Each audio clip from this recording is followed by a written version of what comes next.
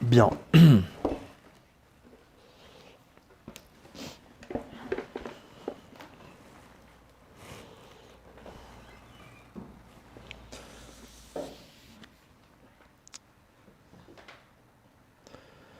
Alors, dans la paracha qu'on a lue hier,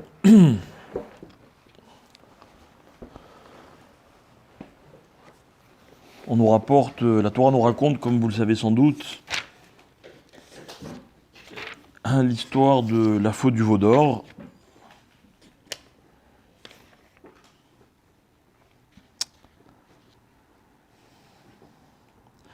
Mais également, il est question à plusieurs reprises dans cette paracha, il est question du Shabbat. Au début, la Torah elle nous raconte que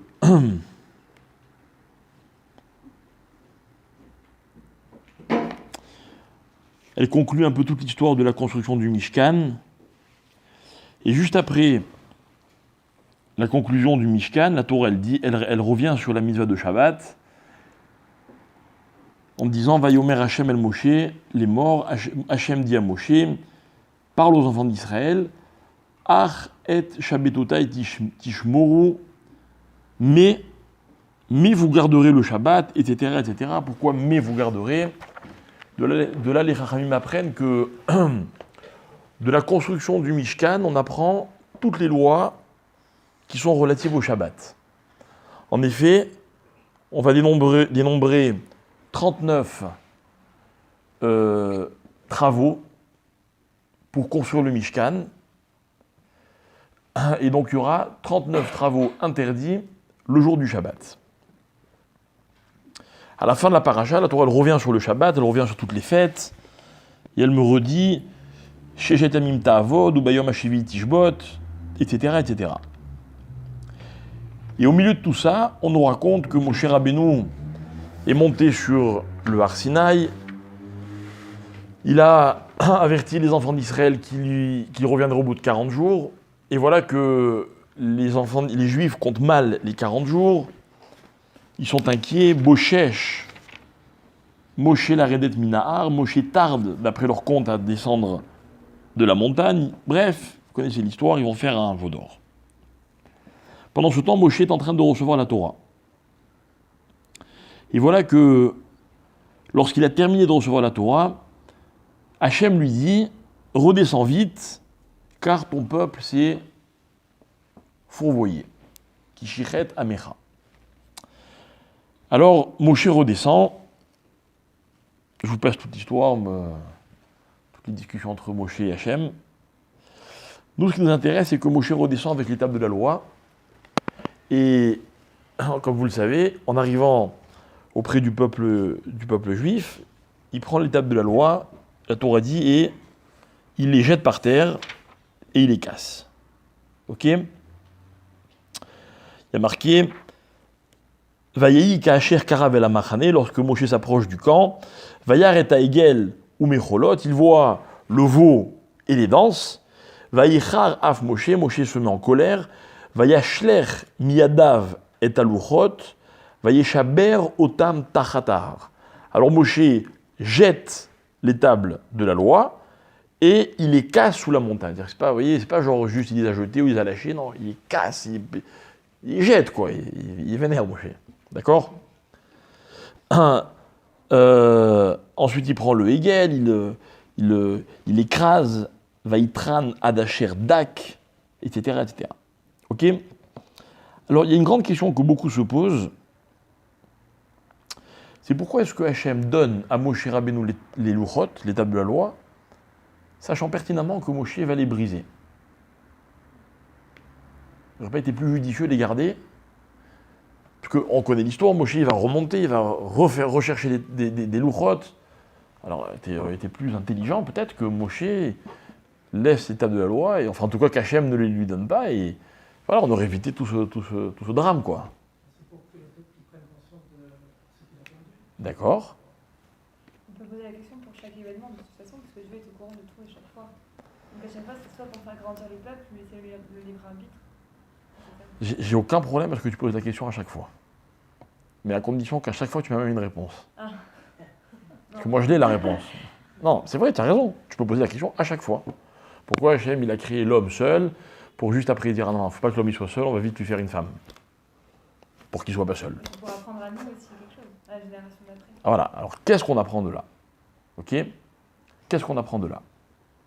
Alors en fait, on va dire très simplement, on va approfondir un petit peu plus tard, on va dire très simplement que en fait, Moshe Rabbeinu, comme tu as dit, il voulait que les enfants d'Israël voient les louchot et qu'ils perdent les louchot pour qu'ils réalisent les conséquences de leur faute. Voilà ce que vous avez raté. Ok? Imaginez, moi je vais faire un cadeau à quelqu'un, je m'apprête à lui acheter quelque chose de très précieux, etc. Et puis entre-temps, on se bagarre, je prends le gars, je lui dis, écoute, viens avec moi, j'arrive au magasin, je monte la vitrine, je lui dis, tu vois ça? J'ai failli t'acheter. D'accord? Il réalise ce qu'il a perdu. Et en fait, nous, on va essayer de comprendre qu'est-ce qu'on a perdu. Mais en vérité, on n'est pas défaitiste, d'accord? Parce que ce qu'il faut comprendre, c'est que dans cette paracha, il y a la faute du veau d'or. Le Chet HaEgel, c'est le plus grand drame de l'histoire. Vous savez ça? Plus grand drame. Après la faute de Adam Rishon, ok? La pire chose qui soit arrivée dans le monde, c'est Chet HaEgel, la faute du veau d'or.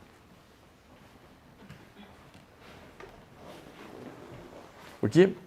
Pourquoi c'est la chose la plus grave? Parce qu'en fait, il y a un cycle. Lorsque Hachem a créé l'homme avait une certaine dimension. Lorsque Adam a fauté, il a perdu cette dimension. D'accord? Et le processus de Mitzraïm, de l'exil, puis de Yetziat Mitzraïm, et puis de Matan Torah, donc le fait de recevoir la Torah, a permis au Béné Israël de retrouver la dimension de Adam Arishon avant la faute. Et en fait, il manquait un tout petit chouïa, il manquait juste que Moshe Rabbeinu arrive avec les louchot et que les Juifs reçoivent les louchot. Et puis on serait redevenu comme Adam avant la faute. Et qu'est-ce qui se passe? Juste avant qu'on les reçoive, hop, Chet HaEgel, Moshe Rabbeinu il casse les tables de la loi et hop, l'histoire elle se renouvelle. Et voilà. Et depuis, on est là. On est là, on n'arrive pas à s'en sortir. Ok? Il y a des tas de choses qui se passent dans le monde qui ne se seraient jamais passées si les louchot n'avaient pas été brisés parce que les bénis Israël ont fait la faute du veau d'or. Maintenant, il est vrai, comme on vient de le dire, que on va recevoir des nouvelles louchot. Donc, ce qui est aussi, ce qu'il faut comprendre aussi dans cette paracha, c'est une autre règle de la vie qu'on va appeler, nous, la deuxième chance. C'est ce que c'est la deuxième chance? Hein? La deuxième chance, c'est quand on a raté quelque chose, ou pas de peu, peu importe. On l'a raté, et on se dit, ah là, si je pouvais avoir encore une chance. Hein? Quand on l'a raté de loin, ça sert à rien la deuxième chose. C'est qu'on ne va pas l'avoir la deuxième fois aussi. Quand on l'a raté de peu, comme vous avez dit, il restait juste un tout petit peu, alors là, ça sert vraiment. Pas du tout. Pas du tout parce que dans la vie, la deuxième chance, heureusement pour nous, elle n'est pas proportionnelle à l'échec. Ok? Par exemple, un étudiant qui rate ses examens en Moed Aleph, il peut les avoir en Moed Bet, même s'il n'a rien foutu en Moed Aleph. D'accord? Ça veut rien dire. Si par exemple, je reprends mon exemple, je suis ami avec quelqu'un, puis on se fâche, puis l'amitié elle est gâchée. Et puis un jour on décide de se donner une deuxième chance. La deuxième chance, ça n'a rien à voir avec ce qui s'est passé la première fois. On repart à zéro. Et en fait, ce qu'on veut expliquer, nous, c'est que les deuxièmes louchot, ça va être une chance que Hachem donne au peuple juif de repartir à zéro. Mais les deuxièmes ne sont jamais comme les premières. Jamais.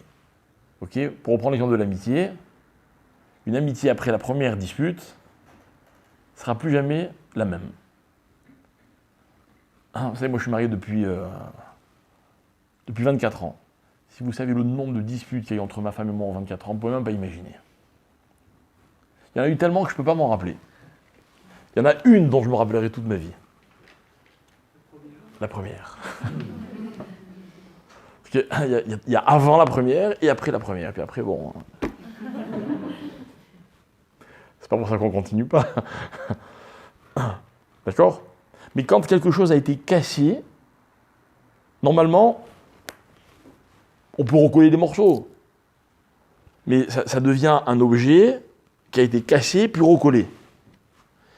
La seule exception à cette règle, mais ce n'est pas notre sujet, la seule exception à cette règle, c'est la teshuva. D'ailleurs, d'où je le sais, de cette paracha.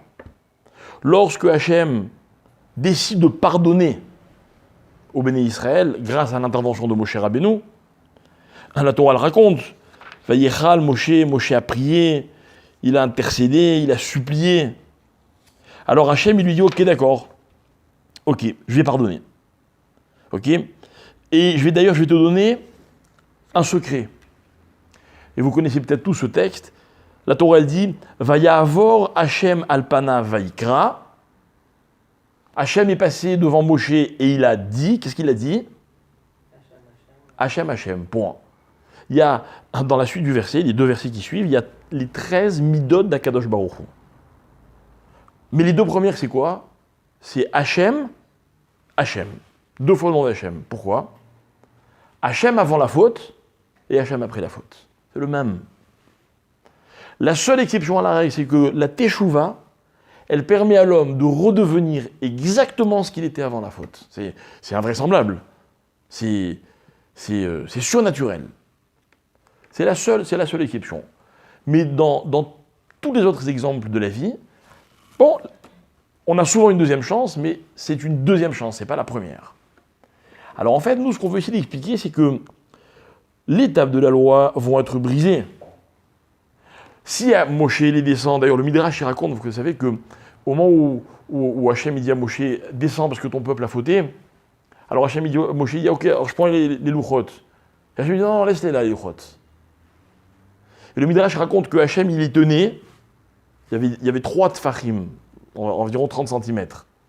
Il y a les 10 cm du haut, Hachem a attrapé les louchot, Moshe il a réussi à attraper les 10 cm du bas, et Hachem il tirait, Moshe il tirait. Et qui est plus fort ? C'est Hachem, mais c'est Moshe qui a gagné. Hachem il a dit, bon allez, ok d'accord, je te laisse les prendre. Tu veux vraiment les prendre, prends-les.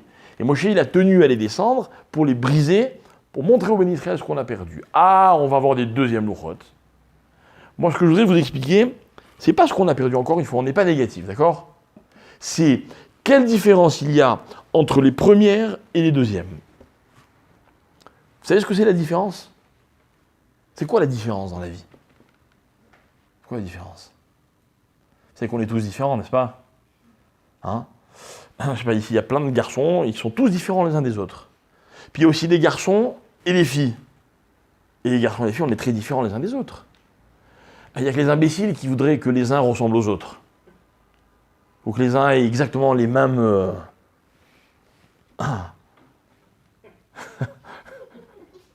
les mêmes critères que les autres. N'importe quoi. Chacun il a son rôle dans la vie. Le propre de la différence, c'est que la vie, c'est comme un puzzle. Chaque pièce, elle a une place, mais cette place ne peut pas convenir à une autre pièce. Et l'ensemble ne pourra exister que si chaque pièce est à sa place. Et la différence, c'est quoi ? La différence, c'est c'est l'indice qui permet à l'homme de réaliser que chacun, il a une place qui lui est spécifique, que chacun, il a un rôle qui lui est spécifique, que chacun est différent, et que tous ensemble, on est complémentaires. Donc moi, je lis la Torah, et on me parle de 2 louchot. Il y en a eu 3, d'accord. Maintenant, dans le texte, on parle de 2 louchot. On va essayer d'expliquer ensemble quelle est la différence qu'il y a entre les premières et les deuxièmes, pour comprendre en quoi est-ce que les 2 sont complémentaires. D'accord ? J'aimerais aussi vous dire autre chose. Un petit point intéressant, si on a le temps, qui nous éclairera à la fin de notre cours. Le Midrash raconte quelque chose de très très intéressant. Le Midrash raconte que pendant les 40 jours que Moshe Rabbeinu, dans le Yalkut Shimoni, pendant les 40 jours que Moshe Rabbeinu était à passer sur le mont Sinaï, donc dans le ciel pour recevoir la Torah, qu'est-ce qu'il a fait pendant 40 jours? Il a étudié la Torah. La jeûne aussi. Voilà. Ça, c'est ce qu'il n'a pas fait. Il n'a pas mangé, il n'a pas bu, il n'a pas dormi.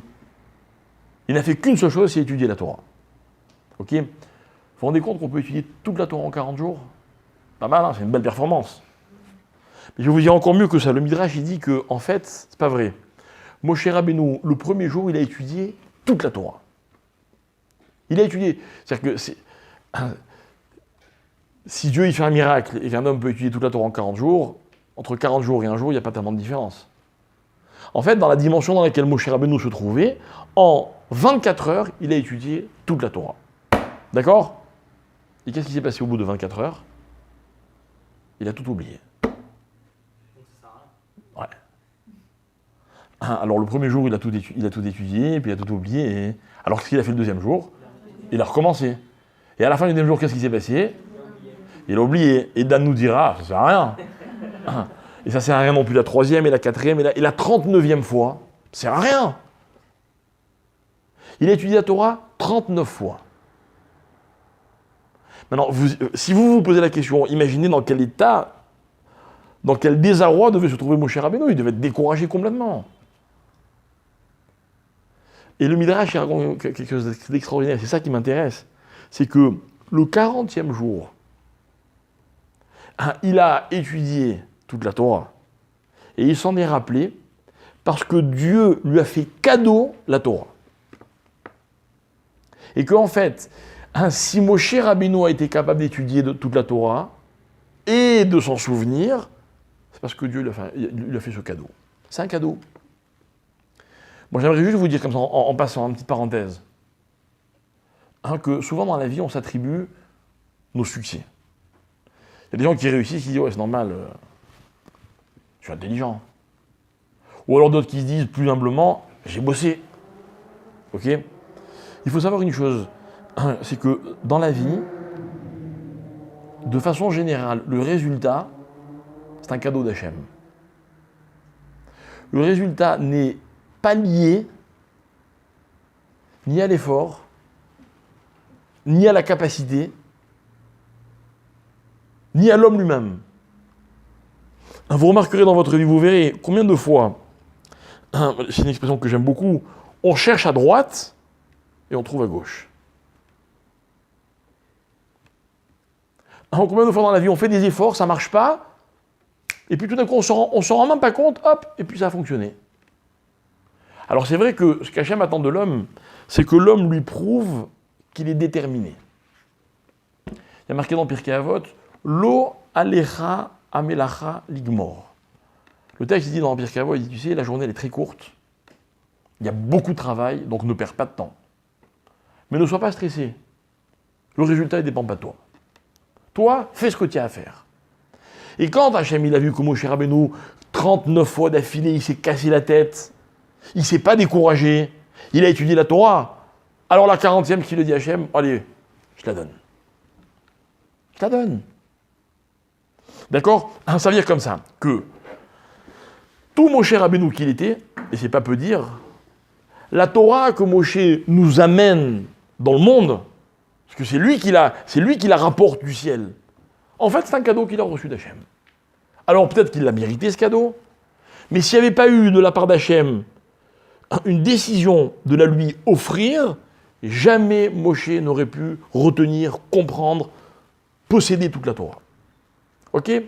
Mettons ça de côté, on y revient dans un instant. On revient sur ce point plus tard, ce point qu'on vient de développer, enfin très brièvement, que dans la vie, ce qu'il faut, c'est que l'homme, la personne doit faire des efforts. La personne doit tout mettre, toutes les chances de son côté pour réussir. Et puis si ça marche, c'est parce que Dieu l'a voulu. Et si ça ne marche pas, c'est parce que Dieu l'a voulu aussi. N'est-ce pas?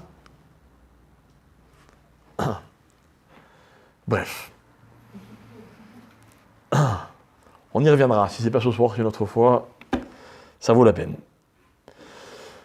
Dans le Midrash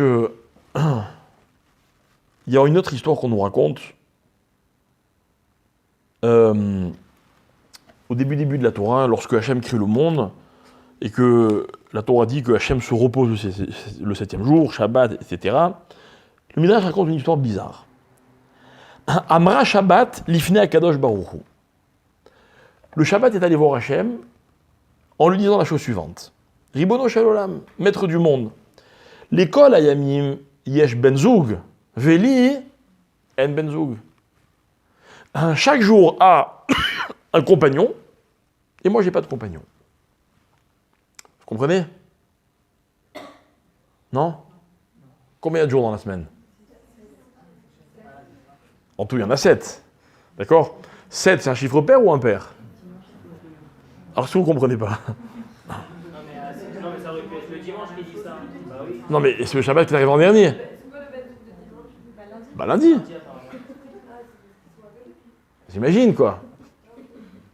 C'est-à-dire que quand on lit le texte, apparemment, ça a l'air d'être ça, quoi. C'est vrai que personne n'avait attribué dimanche à lundi et mardi à mercredi. Ouais. C'est Shabbat qui a dit tout seul, Mais- dimanche tu vas avec Il lundi. était le dernier. Mais oui, mais Vous n'êtes pas venu pour rien. D'accord? Mais Dieu il a jamais dit dimanche tu vas avec lundi. Tu as raison, mais c'est Shabbat qui le dit. Shabbat, il dit, moi je suis seul, ils ont tous un benzoug, moi je suis seul. Ok? Ah, évidemment que c'est pas ça l'explication, hein. On est bien d'accord. Ok? Bien que, c'est vrai qu'il y a un nombre impair. Mais alors, la Torah, le Midrash raconte que Hachem lui répond, et il lui dit, t'as raison. Hachem dit au Shabbat, Knesset Israël y est benzoukra.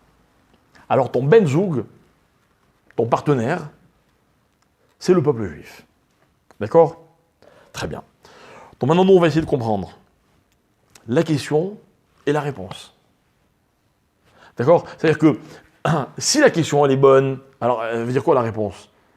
Le Shabbat, il réclame un jour, comme les autres jours. Il se prend pour un jour comme les autres. Ok? Alors, pourquoi on lui donne le peuple juif? Donc en fait, la question, elle est ailleurs. Ça veut dire quoi, cette histoire de benzoug? C'est quoi cette histoire de benzoug? Ok? Alors, on a expliqué de très nombreuses reprises dans nos cours, que tout ce qu'Hachem a créé, tout au long de la création, Hachem l'a créé avec un deuxième élément, n'est-ce pas? En général, ce deuxième élément, qu'est-ce qu'il est par rapport au premier? Il est un contraire. Bravo. Ok, le monde binaire. Hachem crée le ciel, il crée la terre. Hachem crée la lumière, il crée l'obscurité. Hachem crée les océans, il crée les continents. Vous pouvez vérifier, il y a toujours un deuxième élément qui, en général d'ailleurs, est contraire. Et nous, on a toujours expliqué dans nos cours que, en fait, ce qui est intéressant, c'est que Hachem il crée tout avec une définition. Ça veut dire comme ça, lorsque Hachem crée le ciel, pourquoi il lui crée la terre avec? Parce que le ciel tout seul, ça ne veut rien dire. Qu'est-ce qui va permettre de définir le ciel? C'est la terre. Et en fait, on a expliqué comme ça que, et c'est une vérité, que lorsque Hachem a créé les contraires, c'est parce que le contraire est toujours la meilleure définition de la notion. Ok? C'est quoi le ciel? Vous savez ce que c'est le ciel? Ce qui n'est pas terre. Bravo. Et c'est quoi la terre? Ce qui n'est pas ciel. Et si on m'avait donné que l'un ou l'autre, j'aurais rien compris. Ça n'aurait pas eu de sens. Voilà comment Hachem crée le monde. En fait, il n'y a pas que les jours qui ont un benzoug. Chaque élément de la création a un benzoug. Mais le Shabbat, il va plus loin. Il pose une autre question. Il dit non, mais en tant que jour, chaque jour a aussi eu un benzoug. Et c'est quoi cette histoire de benzoug? Écoutez bien. Et on va comprendre qu'est-ce que c'est cette histoire de définition par le contraire. Nos Ramim nous disent comme ça. Et je survole les notions que je vais vous citer. Et je précise bien, je survole, parce que je ne voudrais pas qu'à cause de ce que je vais dire, vous ayez l'impression d'avoir compris de quoi on parle. Non mais c'est vrai, je suis extrêmement attentif et je fais très attention à ne pas faire croire aux gens qui comprennent ce qu'ils n'ont pas compris. Il y a peut-être des cours dans lesquels on apprend certaines choses. Moi, j'entends souvent des gens qui me disent « moi j'étudie la Kabbalah ». Moi je suis toujours très surpris. Très surpris. Parce que, vous savez ce que c'est la Kabbalah? La Kabbalah, c'est le 50e étage d'un bâtiment, vous voyez? Et eux, il leur manque 47, 48 étages en général. Bon, mais peu importe, je critique personne, je vous dis en tout cas comment moi, je m'efforce d'enseigner la Torah. Donc là, je vais vous citer des notions, peut-être même qu'elles vont vous dire quelque chose, que ce sont des mots qui sont connus, mais mal connus, il faut le savoir. Mais ce sont des notions qui existent, on a le droit de savoir qu'elles existent. Ça oui. Lorsque Hachem crée le monde, il le crée en 7 jours, y compris le Shabbat. Ok? Le chiffre 7, tout le monde sait que c'est le chiffre de la création, n'est-ce pas? Tout le monde sait que 8, c'est Me'al Teva. C'est ce qui est au-dessus de la création. Ok? Très rares sont les gens qui peuvent vous expliquer ce que ça veut dire. Par contre, beaucoup le savent. Ok? Dans ce chiffre 7, il y a énormément de notions qui s'y trouvent. Dans 7, il y a plein de 7 choses. Il y a plein de choses qui sont au nombre 7. D'accord? Au nombre de 7. Et notamment, et ça va être une des bases de la création, ok? C'est ce qu'on appelle les 7 sphirotes. Et les 7 sphirotes, ce sont également ce qu'on appelle les 7 midotes de la création. Alors j'explique, mais encore une fois, vraiment, on survole. Ok? Les 7 midotes, c'est Chesed, Gvura, Tiferet, Netzach, Hod, Yesod, Malchut. D'accord? On ne va pas aller très loin. On va prendre les 2 premières. Pourquoi les 2 premières? Parce que celles-là, elles sont plus faciles à comprendre. La première mida, c'est la mida de Chesed. C'est la première sphira. Vous savez ce que c'est le Chesed? Hein? Générosité. Ce qui n'est pas Gvura. D'accord, on n'est pas encore arrivé à Gvura. Pour l'instant, on est dans Chesed. Pour l'instant, vous devez savoir une chose, c'est que lorsque Hachem crée le monde, le jour 1, c'est le jour de Chesed. Tout ce que Hachem a créé le premier jour, c'est Chesed. D'accord? Un Chesed, pour que vous compreniez qu'est-ce que ça veut dire Chesed, on ne va pas s'arrêter à la traduction par générosité ou quoi. Chesed, comprenez bien, c'est pas difficile. Un Chesed, c'est, par exemple, je vous dis, voilà, si vous travaillez pour moi pendant 2 heures, je vous donne 100 shekels. D'accord? Ok? Très bien. Vous travaillez pour moi pendant 2 heures. Non, vous travaillez pour moi pendant 2 heures moins quart. Au bout d'1 heure 45, vous êtes épuisé. Vous me dites, je ne peux pas terminer, j'ai fait 1 heure 45. Donc, vous méritez les 100 shekels ou vous ne le méritez pas? Non, on s'était mis d'accord sur 2 heures, 100 shekels. Mais moi, je me dis, bon, il s'est fatigué quand même. Allez, je lui donne 100 shekels. C'est quoi ça? C'est-à-dire quoi, c'est du chesed? C'est-à-dire que, normalement, vous ne devriez pas recevoir les 100 shekels. Mais vous les recevez quand même. Alors, vous les recevez bechesed. Ok? Maintenant, êtes-vous d'accord avec moi que le monde sans chesed ne pourrait pas fonctionner? Vous savez ce que ce serait un monde sans chesed? Je vais vous donner un exemple. Un monde sans chesed, c'est par exemple, on vous dit, voilà, venez ce soir, il y a un cours, ça commence à, je ne sais même pas quelle heure on vous dit, 8h30. 8h31, pas de cours, il n'est pas là, je m'en vais. Hein, vous n'aurez jamais le cours. Vous n'aurez jamais le cours. Mais si vous êtes un peu chesed, vous dites, bon, j'attends un peu, peut-être je vais l'avoir. Et vous l'avez. C'est ça la vie. La vie, c'est qu'on fait des accords.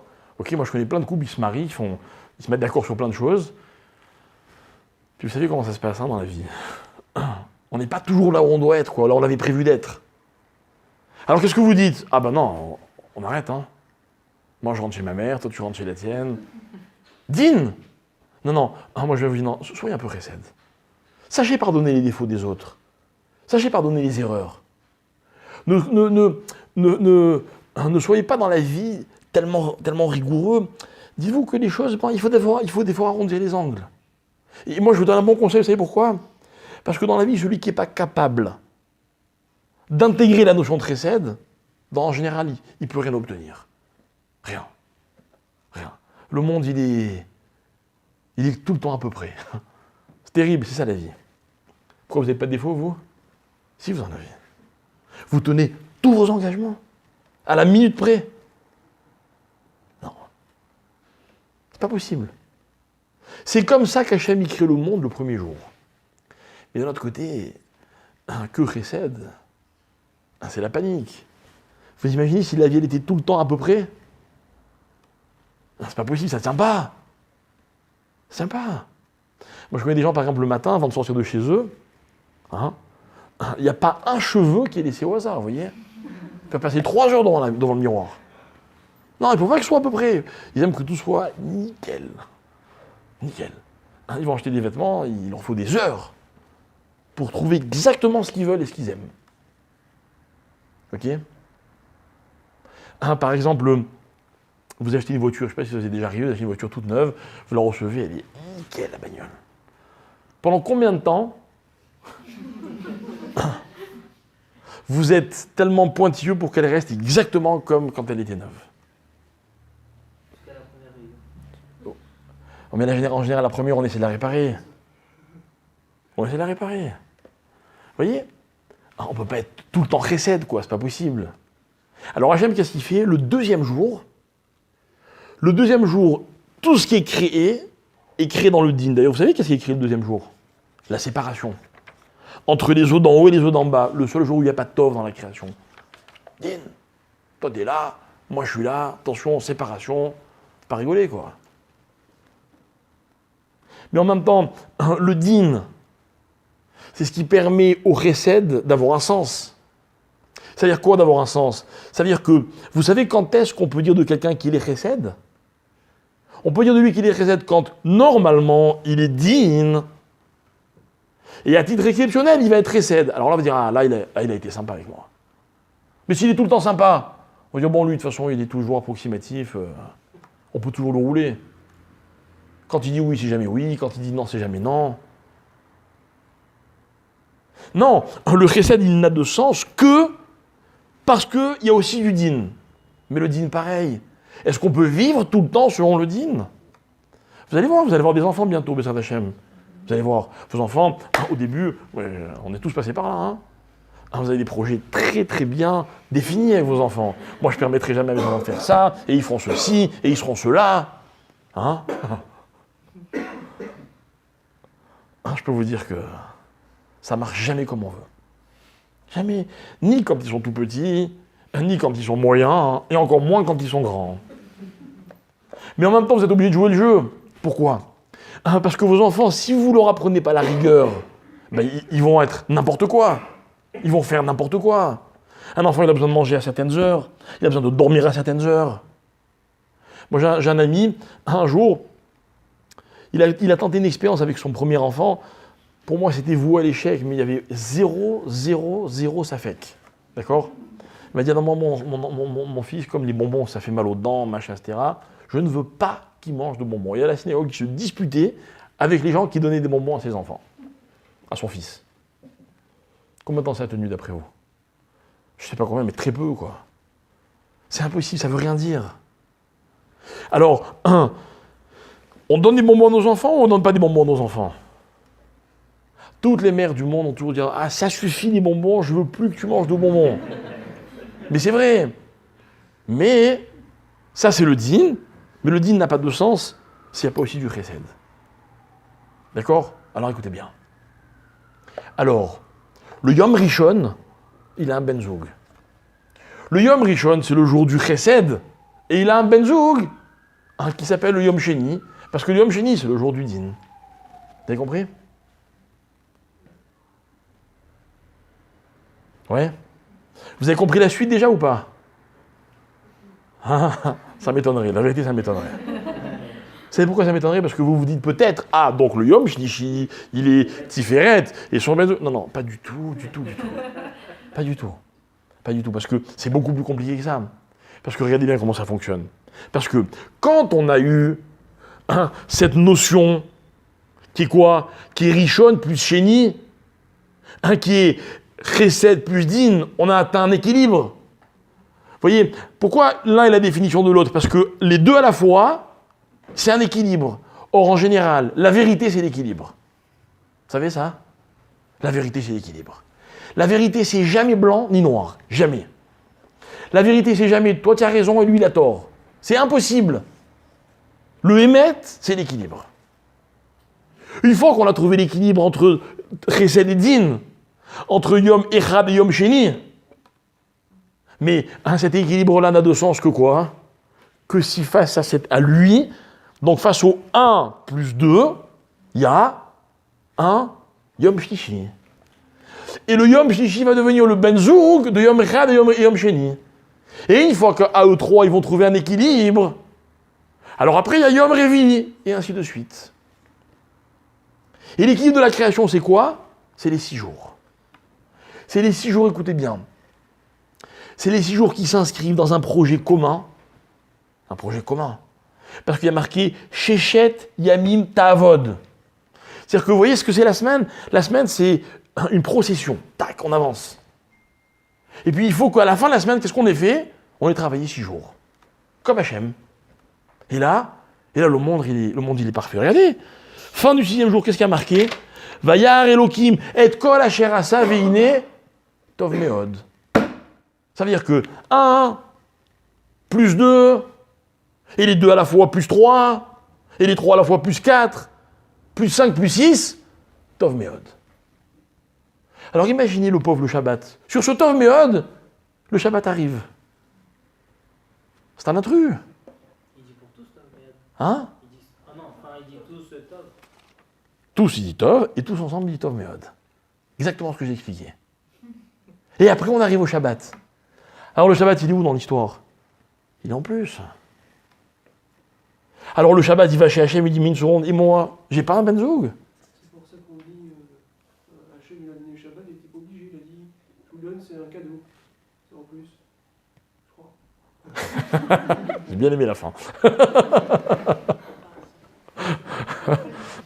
Peut-être. T'as peut-être raison, même sans doute d'ailleurs raison, ok. Mais moi, ce qui me préoccupe, c'est la question du Shabbat et la réponse d'Hachem. La question du Shabbat, maintenant, je l'ai comprise. Je l'ai compris, c'est-à-dire que le Shabbat, ok, il n'a pas de place dans le rôle que jouent les 6 autres jours. C'est quoi la mida du Shabbat? Malchut, c'est... On avait promis qu'on survolait. D'accord? Malchut, c'est une dimension qui est à part. Alors le Shabbat, il dit, moi j'ai pas de Ben-Zoug. Alors qu'est-ce qu'il lui répond Hachem? Il lui dit, ton Ben-Zoug à toi, hein, c'est Israël. Alors on va essayer de comprendre, parce qu'il faut qu'on suive la même logique. C'est-à-dire comme ça que la définition du Yom Echad, qu'est-ce qu'on a dit? C'est Yom Sheni. La définition de Yom Echad, c'est Yom Sheni. Non, mais peu importe. Parce que c'est l'inverse, je suis d'accord. Mais on a dit depuis le début, dans chaque création, la définition d'une création, c'est celle qui vient en accompagnement, ça veut dire en complément. Ok? Donc, si on me dit comme ça, que le Ben-Zoug de Shabbat, c'est Israël, ça veut dire que quoi? Que la définition de Shabbat, c'est qui? C'est Israël. La définition d'Israël, c'est qui? C'est Shabbat. Vous saviez que la définition d'Israël, c'est Shabbat? Vous le savez ou pas? Il faut le savoir. C'est très important. Ça veut dire qu'en fait, Shabbat, il est intemporel. C'est-à-dire que chaque jour, la définition du lundi, c'est qui précède le dimanche et qui suit le mardi, mais Shabbat, il a de sens que si Israël le respecte. Bravo. C'est-à-dire que le compte des 6 jours n'a rien à voir avec celui du Shabbat. On est dans une autre dimension. Alors, c'est quoi cette dimension? Comme tu as dit, Israël, Shabbat.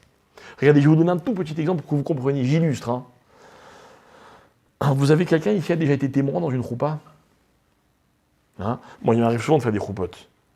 Alors, on me dit, les gens me disent, je dois prendre qui comme témoin? Moi, je leur dis qui vous voulez. Il faut juste qu'il ne soit pas en famille, parce que sinon, c'est un problème technique. Mais il faut juste, et c'est ça qui est essentiel, il faut que le témoin soit Shomer Shabbat. Pour être kasher, le témoin doit être Shomer Shabbat. D'accord? Maintenant, moi je vais vous raconter, un jour j'ai fait une choupa dans laquelle l'ambiance n'était pas très sympathique. Vraiment pas très sympathique. Non, vraiment pas sympathique du tout. Mais vraiment. C'est une choupa, c'était tordu depuis le début. Je ne sais pas pourquoi je l'ai fait cette choupa. Moi, non, je ne suis pas obligé de faire des choupas, je l'ai fait en général quand je connais les gens, etc. Et là, ils voulaient des tas de trucs, je n'arrêtais pas de leur dire, écoutez, si vous voulez faire ce genre de choses, prenez un autre amant, quoi. Ils voulaient qu'il y ait une femme qui chante pendant la choupa, par exemple. Je leur dis non, je suis désolé, ça ne correspond pas du tout à la choupa, quoi. J'essaie d'expliquer que la choupa, c'est vraiment un moment de kedusha, mais vraiment, on ne se rend pas compte que c'est la kedusha. Vous savez pourquoi on dit toujours que pendant la kedusha, il faut faire attention de séparer les hommes et les femmes, d'être habillé de sniout, etc. Parce qu'il faut être conscient de cette kedusha qui est au moment de la choupa. C'est incroyable, la kedusha de la choupa. D'accord? Et notamment, il faut que cette choupa, elle réponde à certains critères de halakha. Okay, il faut que le khatan il donne une bague, que la bague elle ait une certaine valeur, et qu'elle ait une certaine forme, et la ketouba doit être écrite de telle et telle façon, et vous mettez un mot de travers dans la ketouba, il faut tout recommencer. Il faut tout recommencer. Alors, au moment où on était à la signature de la ketouba, on me dit, voilà, c'est eux les témoins. J'ai tout de suite compris qu'il y avait un problème. Alors j'essaie de leur demander avec diplomatie, voilà, un Shabbat, vous savez. Et puis là, il y a un gars qui m'attendait au tournant, qui me dit, il n'est pas chômeur Shabbaté alors. Je connais des gens qui sont chômeurs Shabbat et qui sont 10 fois pires que lui. Vous voyez, devant 25 personnes, c'est le truc qui part en vrille totale en une seconde. Ok? Mais en vérité, le bonhomme, il ne la pose pas gentiment, la question. D'ailleurs, ce n'est même pas une question qu'il a posée, mais la question, elle existe. Pourquoi est-ce que le critère, c'est Shabbat? Alors, je viens de vous donner la réponse. Parce que le Shabbat, c'est la définition d'Israël. Et Israël, c'est la définition de Shabbat. Vous avez compris? C'est impossible de comprendre. Ok, alors, hein? Il n'y aurait pas de peuple d'Israël si on ne se reproduisait pas et donc si on ne se mariait pas. Enfin, si on ne se mariait pas et donc si on ne se reproduisait pas. Donc c'est pour ça que... C'est-à-dire que là, tu me parles d'un problème technique. Mais je ne suis pas du tout dans la technique, moi. Là, non, je ne te parle pas de ce qu'il faut pour que les hommes existent. Je te parle de, dans la mesure où il y a un peuple, qu'est-ce qu'il faut pour que le peuple soit Israël? Oui? Mais pourtant, si on ne travaille pas pour les autres 6 jours, on ne comprend pas ce que c'est Shabbat. Donc le Shabbat est défini aussi par les 6 jours. D'accord.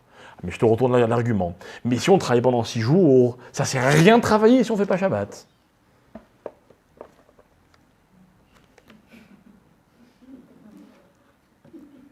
Comment? Tu es un peu perdu?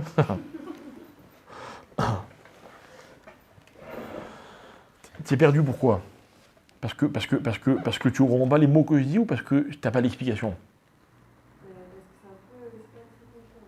C'est pas très concret. Ok, alors on va essayer de concrétiser. Le Shabbat différent des jours de la semaine, mais d'une autre nature que un ben zouk de la semaine. Quoi. Pour moi, la définition du lundi avec mardi, c'est Ça, tu as compris, ouais. le Shabbat avec Israël, c'est compréhensible, mais c'est vraiment à part de l'explication. Complètement. C'est ce que j'ai expliqué tout à l'heure. On est dans un autre système. On n'est plus dans les yom. Mais comprends une chose, c'est que ça, c'était déjà clair dans la question. Mais oui. C'est quoi la question de Shabbat? C'est pourquoi moi, j'ai pas de benzoug? Moi, si j'étais Dieu, d'ailleurs, c'est pour ça que je ne suis pas Dieu, j'aurais répondu, mais voilà, le bet benzoug, c'est Yom Ha'echad, Sheni, Shlishi, tous ensemble, ok, puis l'aboutissement de tout ça, c'est le Shabbat. Or, c'est pas ça qu'Hachem y répond. Il dit, non, tu as raison, toi, tu es dans un autre domaine. Toi, dans ton domaine, ton benzoug, c'est Israël. Ok, très bien. C'est-à-dire On va traduire. Mais Radodi, c'est ça, on accueille la fiancée, etc. On parle de fiancée, on parle de zouille. Bokala. Donc là, Ouais. Mais c'est très beau ce que tu viens de dire, mais tu sais même pas à quel point ce que tu dis, c'est fort. C'est très beau, mais tu l'as dit par hasard. Non, tu l'as pas dit par hasard dans ta... Non, toi tu l'as dit avec ta kavana. Mais ce que tu viens de dire, ça va encore beaucoup, beaucoup plus loin que tout ce que tu peux imaginer. Et c'est un peu cette idée qu'on va essayer d'expliquer. C'est l'idée qu'on va essayer d'expliquer. D'accord? Alors, pour expliquer cette idée, écoutez bien. On revient à nos tables de la loi. Justement, les tables de la loi, elles parlent du Shabbat, n'est-ce pas? Un 5e commandement, tu respecteras le Shabbat. Ok? Alors, je vais dans la paracha de Yitro, première louchote, et au moment où on parle du Shabbat, 4e commandement, pardon, Zachor et Yom HaShabbat li Kadesho. Ça veut dire quoi?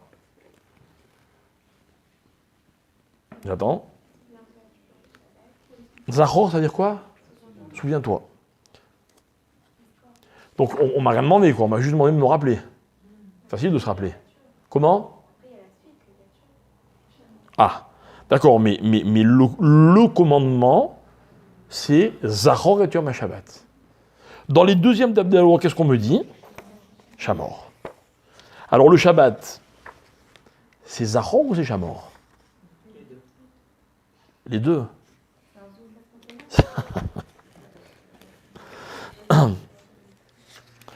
Parashat Vayetranan, Shamor et Yom HaShabbat les Kadesho. Ok? Dans le premier, Zachor et Yom HaShabbat les Kadesho. C'est le même mot, sauf Zachor et Shamor. Ok? Mais encore, j'aurais pu trouver une explication. J'aurais pu m'en sortir. Si ce n'est que, et d'ailleurs c'est important dans les Chadodi, la Gemara dit, Zachor ve Shamor, Bedibur Echad. C'est-à-dire que dans une seule parole, Hachem, c'est quoi? Il a changé. Une fois il a dit Zachor, puis après, non, excusez-moi, je change. Hein. C'est plus Zachor, c'est Shamor. Alors, c'est ce que demande la Gemara. La Gemara dit, mais pourquoi il y a marqué une fois Zachor, une fois Shamor?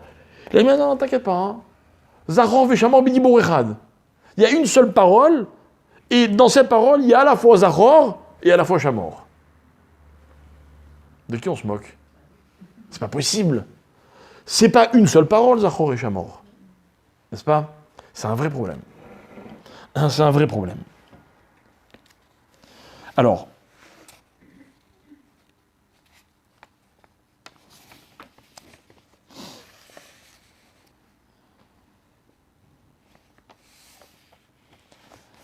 on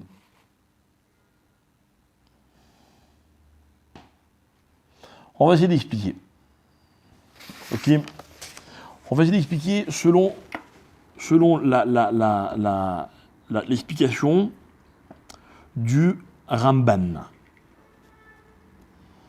Le Ramban, Rabbi Moshe ben Nachman.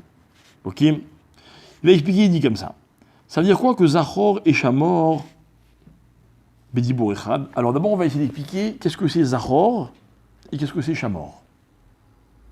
Il faut rappeler, il y a un instant, je vous ai dit, quand la Torah elle me dit Zachor, qu'est-ce que j'ai à faire, moi, dans le Zachor? C'est-à-dire que, elle est où mon implication dans Zachor? Hein? Ouais, mais tu sais, la plupart du temps dans la vie, on se souvient ou on se souvient pas. On fait pas, c'est pas toujours le résultat d'une démarche de se souvenir. Si c'est comme pour Pessah, ça devient du concret. Là, vous êtes Ah non. se rappeler, mais on fait quand même. D'accord, bravo. Alors justement, là-bas, la Torah, elle explique, elle te dit, raconte.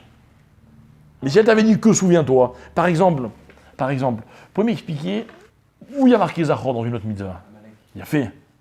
Ah, qu'est-ce qu'il y a marqué à propos d'Amalek? Il y a marqué souviens-toi d'Amalek et efface le nom d'Amalek. Vous pouvez m'expliquer comment ça fonctionne? Je dois me souvenir et effacer, c'est ou l'un ou l'autre. Ah. Il faut le définir. Quoi, justement? Définissons quoi? Il faut définir qui est Amalek pour se souvenir et l'effacer. Si on dit. Oui, mais alors, c'est-à-dire que c'est une mitzvah que je peux faire qu'une fois dans ma vie, d'après ce que tu dis. Comme là, qui est tout le temps. Une fois je définis, puis j'efface, et puis c'est fini. Ah, à chaque fois? Donc j'ai jamais effacé. Non, mais c'est la même mitzvah tous les ans. Non, il faut se souvenir pour effacer l'action qu'il pourrait engendrer. C'est-à-dire que. Ah, mais là déjà, tu rentres dans des explications, dans des comment on dit. Non, parce que comment on peut effacer Amalek? C'est justement en se souvenant de ce qu'il nous a fait, et en se souvenant de ce qu'il nous a fait, se prémunir pour qu'il ne nous le refasse pas. Donc en se souvenant, C'est compliqué, hein? c'est compliqué, ça peut être ça. Je suis d'accord avec vous. Hein? Si on ne sait pas ce qu'il nous a fait, si on ne connaît pas les conséquences de ce qu'il nous a fait, on n'a pas de quoi l'effacer. C'est ce qu'il dit. C'est ce qu'il dit. Mais ça n'enlève pas le fait qu'il y ait une contradiction. C'est-à-dire que c'est pas cohérent de me dire que je dois tout le temps me souvenir, mais en même temps que je dois tout le temps effacer. Normalement, si j'ai effacé, à partir du moment où j'ai effacé, il ne reste plus rien. Hein, vous savez, de l'expression de la Torah, on apprend quelque chose. Quand on parle d'un rachat, qu'est-ce qu'on dit de lui? Il marche chez mots. C'est quoi il marche chez mots? Il marche chez mots, c'est que genre, il soit radié, définitivement. Il n'existe plus. Hein, la Gemara dit, c'est la pire chose qu'on peut dire de quelqu'un. La pire chose qu'on peut faire à quelqu'un, c'est d'effacer son nom. C'est terrible d'effacer le nom de quelqu'un. Et la Torah me dit, à propos d'Amalek, il faut effacer le nom d'Amalek. Mais l'année d'après, quand je reviens, on me dit, ah, attention, hein, souviens-toi. Alors écoutez bien, on va expliquer ce que ça veut dire souvenir. Zahor, ouais. Comme vous disiez la semaine dernière, une bonne réponse n'efface pas une bonne question. La question reste la réponse. Enfin, la réponse répond à la question. Non, mais c'est difficile d'être le même, d'être la personne qui pose et la question et qui donne la réponse. C'est difficile de me demander, de me donner un commandement de cet ordre-là. Je peux avoir des questions dans ma vie et trouver des réponses, c'est vrai. Mais quand on me dit, oh, je te demande d'être celui à l'origine duquel il y a la question, mais attention, hein, et toi-même, je dois donner la réponse. Alors écoutez bien. Moi, ce que je veux, c'est définir le mot Zahor. Hein, il faut savoir une chose, voilà ce que nous expliquent les Chachamim. Hein, Zahor, c'est un concept. Ok? Le concept, c'est que quand je me souviens de quelque chose, ok, en fait, c'est le constat d'une existence. Voilà ce que c'est Zahor. Ok? Souviens-toi de... Je me rappelle, voilà. Comme quelqu'un a dit, c'est intellectuel. Je me souviens, point. Ça veut dire que finalement, j'ai pas tellement de rôle à jouer dans la chose elle-même. Si ce n'est que la chose, elle existe. C'est quoi un souvenir? Un souvenir, un jour on avait expliqué, rappelez-vous, un souvenir c'est la possibilité de rattacher un passé à un présent. C'est-à-dire, ça fait partie du passé, c'est révolu. Ça veut dire révolu? C'est quoi révolu? C'est terminé, c'est fini. Je ne peux plus influencer, je ne peux plus influer, je ne peux plus rien changer. C'est un souvenir. Mais aujourd'hui, au présent, je suis rattaché à ce passé. Mais c'est le maximum que je peux faire. C'est-à-dire que, à propos d'un passé, le maximum que je peux faire, c'est de me souvenir. Mais ce souvenir, c'est tellement fort, écoutez bien, que ce souvenir, et voilà le chidouche de la Torah, ce souvenir, ça peut être aussi un présent. Ça veut dire que, selon ce que la Torah me dit, Zachor et Yom HaShabbat, je peux prendre ce terme, et d'ailleurs, je peux l'utiliser comme je veux. Je peux dire, ah ouais, je me rappelle de toi, maintenant. Et toi, tu vas me dire, mais vous êtes pas en train de vous rappeler, on est en train de le vivre, le moment. Non. Quand la Torah dit Zachor et Yom HaShabbat, c'est quoi? C'est au présent. Pourquoi? Parce que Zachor, c'est l'expression d'une existence telle qu'elle est. Telle qu'elle est. Ok? Maintenant, j'ai pas joué de rôle, mais je sais qu'elle existe. Quand la Torah me dit Zachor et Yom HaShabbat, elle me donne une info. Cette info, je dois la posséder, et puis voilà. Et puis c'est ça Shabbat. C'est-à-dire que dans les premières louchot, le Shabbat, c'est une existence. On ne m'a pas demandé mon avis.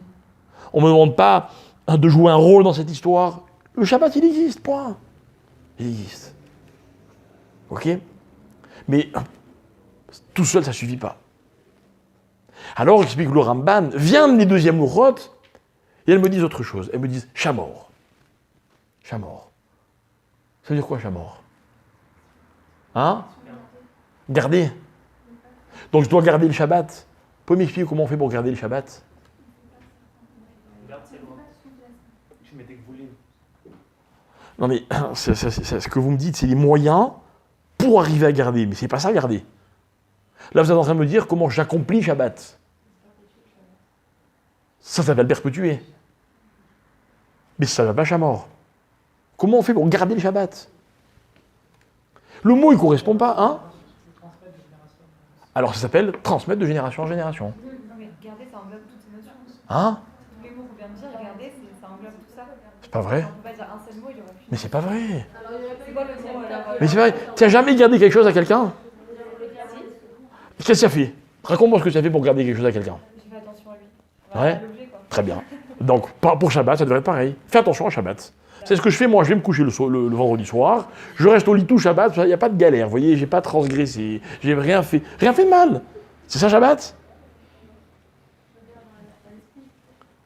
Alors, dis-moi, garder à l'esprit. C'est que la notion, elle n'est pas claire. Si on dort tout le Shabbat, on va garder Shabbat. Heureusement que tu es venu ce soir, toi. Tu n'as pas gardé Shabbat. Tu n'as pas gardé Shabbat. Tu n'as pas transgressé, tu n'as pas gardé Shabbat. Tu n'as rien fait. Normalement, garder Shabbat, c'est une mitzvot négative. Il ne faut pas. Non, non, je t'explique. Ça, c'est ne pas transgresser le Shabbat. Mais, écoute bien, non, je t'explique parce que ta question elle est bonne, attention, hein. Ta question elle est bonne. Mais si le Shabbat, hein, toi tu y es allongé, et le Shabbat il passe sur toi, chut, il passe, et puis il ne s'est rien passé. Hein. Il n'y a que le Shabbat qui est passé. Tu n'as pas transgressé, mais tu n'as pas gardé le Shabbat. C'est ça que je veux t'expliquer. Est-ce que c'est un sourd Deux. C'est pas sourd, c'est raté. On va juste passer la vie. C'est raté, c'est comme si demain, tu vois, à côté de toi, il y a l'homme de ta vie. Hein, il est là. Tout le monde sait que c'est l'homme de ta vie, même toi tu le sais. Mais tu dis, bon, je suis fatigué, je vais aller me coucher.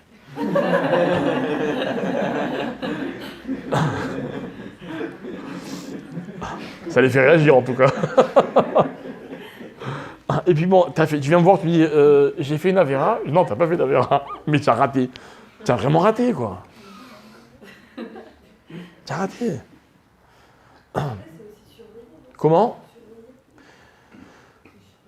Mais explique-moi comment on surveille le Shabbat. Vous m'avez pas expliqué. Moi, j'ai jamais compris cette expression. Je suis chômeur Shabbat. C'est qui garde qui? C'est moi qui garde le Shabbat qui me garde. La différence des enfants, c'est que cette fois, on a un rôle à jouer. Mais il est quoi? C'est quoi ce rôle? C'est quoi le rôle? Vas-y, dis-moi. Actif. Je sais pas. Alors, qu'on me dise. Mais pourquoi le mot chamor? Mais moi, je trouve que ça correspond. Hein. Mais moi, excuse-moi, je suis très exigeant. D'accord.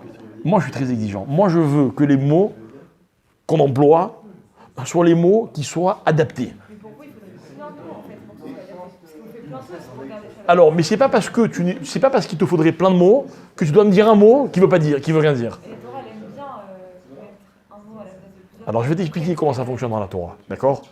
Je t'explique comment ça fonctionne, et je te promets, et ceux qui viennent régulièrement peuvent te le confirmer, ok?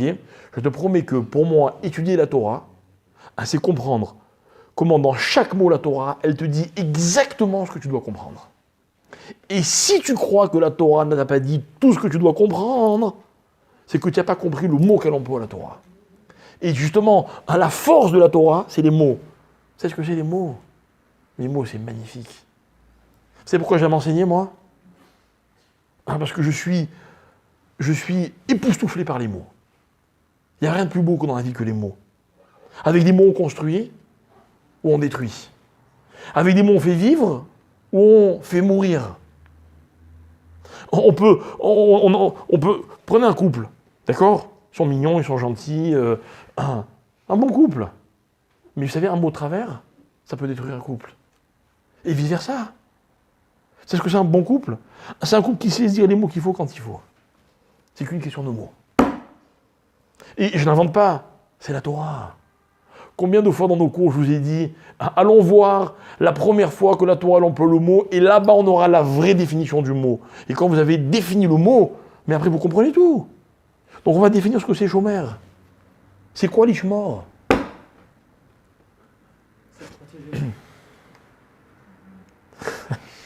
Merci, bonsoir. Regardez, on va reprendre l'exemple de tout à l'heure, d'accord? Mais encore une fois, c'est une illustration. Vous allez voir qu'après, on va rentrer encore plus dans le mot, ok?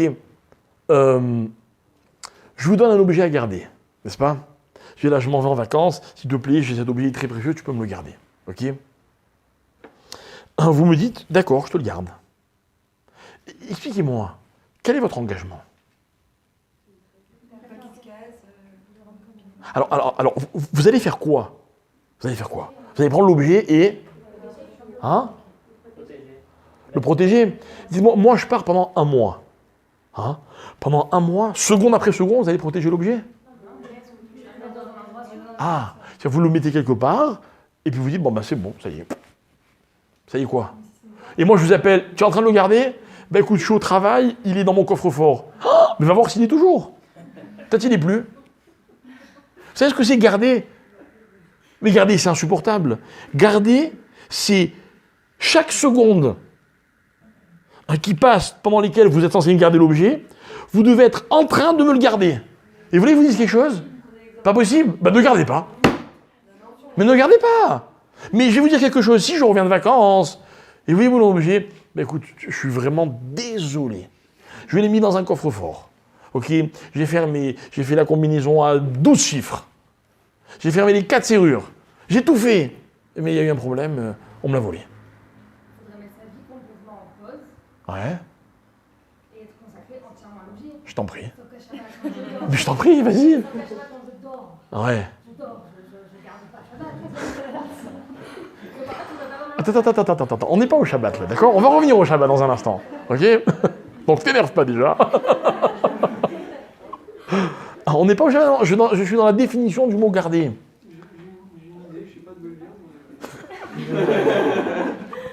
Mais... Compte pas sur moi pour te dire d'où elle vient. Alors, garder le souvenir. C'est le lien. Garder le souvenir. C'est la religion juive, c'est une religion de mémoire. T'avais une chance de t'en sortir. Là maintenant, tu es en train de me parler d'un souvenir que tu veux garder. C'est-à-dire que si jamais, une seconde, tu l'oublies, tu l'avais pas gardé le souvenir. Là, par exemple, ça peut coller. Pour transgresser les commandements négatifs. Donc, aussi faire les commandements positifs, aller à la synagogue. Ouais. Donc, si on ne va pas à la synagogue, on est quelque part. C'est-à-dire qu'il faudrait qu'on fasse. C'est un commencement. Alors, t'as pas tort, je suis d'accord avec toi. Je suis d'accord avec toi, mais tu n'as pas résolu mon problème. C'est-à-dire que, tu te rends compte comment c'est épuisant ce que je me dis? C'est-à-dire que j'ai pas droit à une seconde de pause? Non. Mais elle n'est pas d'accord, elle. Tout à l'heure, elle a dit, ah non, mais je vais dormir, je ne regarde pas. C'est aussi garder le Shabbat de dormir. Hein? Non, mais attendez, regardez, venez, on définit simplement les choses. Ok? Je vous confie un objet. Vous me le gardez. Vous savez ce que vous devenez? Vous vous substituez à moi. Tout simplement. Vous êtes à ma place. Mais c'est une sacrée responsabilité de garder. Voilà, en fait, le mot-clé, c'est celui-là. Garder, c'est être responsable. On est aussi responsable que vous. Hein? Si vous- Ah oui, complètement. Si vous, des fois, quand vous avez votre objet, vous allez dormir, Ouais. alors nous, on peut se permettre d'aller dormir quand on garde votre objet. D'accord, mais n'empêche que tu ne l'auras pas bien gardé. Bah si, je serais Non, dormir. mais non, mais parce que. Vous serez parti au travail, vous n'aurez pas pris votre objet avec vous. Mais je Et ben, t'explique. moi, quand je pars au travail, Mais je je prends t'explique. mon objet. Moi, mes objets à moi, je ne suis pas obligé de les garder, je fais ce que je veux avec. Donc on a plus de responsabilité que vous. Oui. on la garde. C'est ce que je suis en train de t'expliquer. Si je vous pousse le raisonnement dans l'absolu, au niveau de la halakha, tu as raison. Hein. Au niveau de la halakha, je vais quand même vous rassurer. Si je vous donne un objet à garder, maintenant je parle bénévolement. Hein. Si vous êtes payé, c'est différent. Mais si vous gardez bénévolement, vous devez faire en sorte que l'objet soit gardé normalement. Ok? C'est-à-dire que si vous n'avez pas été négligent et qu'il arrive un problème, vous n'êtes pas tenu de payer. D'accord? Mais moi, je ne vous donne plus rien à garder. Vous comprenez? Vous n'êtes pas à mon garde. Après, c'est HM, quand vous allez au travail, au but de la Mais oublie HM, de ce coup maintenant on est dans un... c'est pas tranquille avec HM. Après, la réussite de le garder ou pas, c'est HM. Mais moi je vais définir la notion. La notion de garder, c'est être responsable. Point. Point. Alors moi je vais vous donner un exemple dans la Torah, parce que, encore une fois, la définition des mots, c'est dans la Torah. On parle de Torah, ok? Je ne suis pas dans un tribunal. Moi je vais vous donner la définition de la Torah. Et pour vous donner la définition, je vais vous donner un exemple de garde dont la Torah elle parle. Une histoire incroyable. C'est un jeune homme, il s'appelle Yosef, qui se réveille un matin, qui dit à ses frères, vous ne savez pas de quoi j'ai rêvé. Et il raconte à ses frères, voilà, on était en train de ramasser la récolte, chacun il a fait sa botte de foin, etc. Et puis tout d'un coup la mienne elle s'est mise debout, les vôtres elles se sont prosternés. Vous êtes tous prosternés devant ma botte de foin à moi. Ils n'ont pas kiffé du tout. Le lendemain, il se réveille, il se dit, vous savez pas de quoi j'ai rêvé?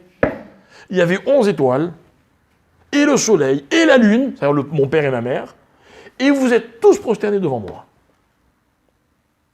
Alors là, on est allé raconter au père. Le père vient voir son fils Yosef, il se dit, oh, c'est quoi ce rêve? Ta mère et moi, on va venir se prosterner devant toi. D'accord? La Torah, elle dit, écoutez bien, on est dans le début de la paracha de Vayeshev, la Torah, elle dit, Vaïgar bo aviv. Ok? Son père, il a grondé. Il a grondé. Et la Torah, elle continue, elle dit, Vayekanu bo echav. Et les frères ont été jaloux. Jaloux de quoi? D'un rêve. Regardez la fin de la phrase. Ve'aviv, shamar et adavar. Et son père, il a gardé la chose. Vous pouvez m'expliquer ce qu'il vient faire le mot garder ici? Il a gardé quoi, le père? Il a pris le rêve, il l'a mis dans un coffre-fort? Ça veut dire quoi, garder? Il n'a pas dévoilé la... Il a fait en sorte que ça se réalise. Non, le père, il n'a pas fait en sorte du tout que ça se réalise. Lisez la fin de l'histoire. Il n'a rien caché parce que le rêve, il a été raconté à tout le monde. C'est pas ça. Non. Hein? Pas du tout, puisque la preuve, c'est que son fils, il a été enlevé. Il n'a pas surveillé. Et puis on parle pas du fils, on parle de davar, de la chose. Il veut dire quoi, le mot garder? Il n'a rien à voir là-dedans. Il y a consenti. Alors qu'on me dise, il a consenti. Consentir, c'est consentir. Garder, c'est garder. Vous comprenez, les mots dans la Torah, mes chers amis, ils sont très précis. Alors regardez, Rashi pose la question. Et Rashi, il dit, c'est absolument incroyable. Ah, ça veut dire quoi? Il a gardé la chose. Écoutez bien. Très bien. Aya, mamtin, ou metsape, matai yavo. Point. Rashi explique. C'est quoi il a gardé? Il attendait que la chose, elle se réalise. Ça veut dire comme ça. Quand le père il a entendu le rêve, il a grondé son fils. J'ai entendu, c'est pas beau de faire des rêves comme ça. Mais en même temps, il s'est dit, si mon fils il a rêvé, ça va se passer. Alors qu'est-ce qu'il a fait pendant ce père? Pendant plus de 20 ans. Il a gardé la chose. Il s'est dit, bon alors, c'est quand que ça va se réaliser? Et si vous ne croyez pas, regardez la suite de l'histoire. On vient, on dit, tu sais, ton fils, il s'est fait dévorer par un animal sauvage, on a trouvé sa tunique pleine de sang. Et le père, il dit, d'accord. Alors les enfants sont venus pour faire Menachem Avelim, pour consoler le pauvre père qui avait perdu son fils. Qu'est-ce qu'a dit la Torah? Il a refusé d'être consolé. Et tout le monde demande pourquoi il a refusé d'être consolé. Parce que Yaakov disait, on ne peut se consoler que d'un mort. On ne peut pas se consoler d'un vivant. Il lui disait, mais il est mort ton fils. Il dit, non, il n'est pas mort mon fils. Et quand 20 ans après, on est venu lui dire, ton fils, il est roi en Égypte, vous savez ce qu'il a dit? Il dit, maintenant je peux mourir.